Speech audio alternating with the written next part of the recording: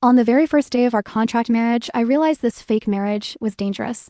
The contract was crystal clear: live separate lives, no interference. But the way Even looked at me didn't seem like acting at all. When I said, we're independent from each other, he suddenly lifted his head, his gaze burning hot. Then what am I? He slowly rose, closing the distance. A mere ornament with a signature? Exactly, Mr. Oven. Your role is to convincingly portray deep affection. He leaned in abruptly, his faint ebony scent instantly overwhelming my senses. His voice dropped. Acting? Then you must play your part well. Don't worry, I won't cross the line unless you invite me. My heart skipped a beat. This man was 10,000 times more dangerous than Victor.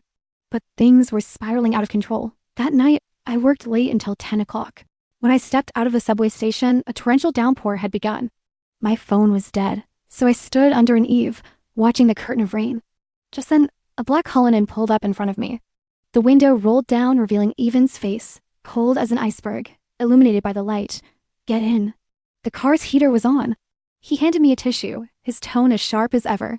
Sylvia, you're the heir to the Santos family, not a little match girl. Didn't you know to call for a ride in the rain?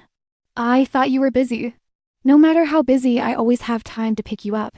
His gaze remained fixed ahead, his tone as matter-of-fact as a weather report. Because I pick up faster than anyone else?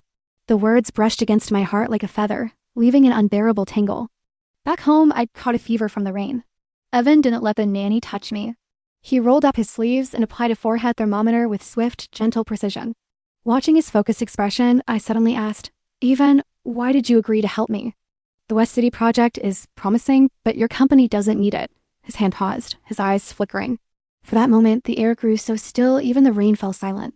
Because they're foolish, he said, avoiding my gaze, his voice low and hoarse. They wanted to undermine you at the board meeting. I had to stop them. Sylvia, don't think I did it just for the project. Then why?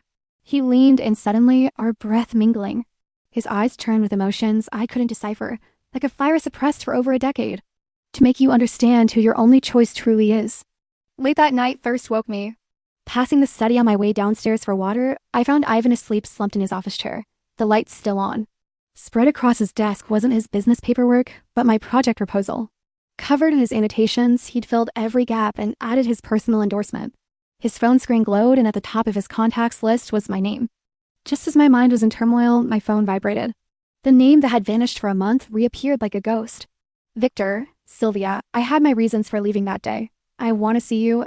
I looked up just in time to meet Evan's icy, piercing gaze. He'd woken at some point and was staring at the text message on my phone screen.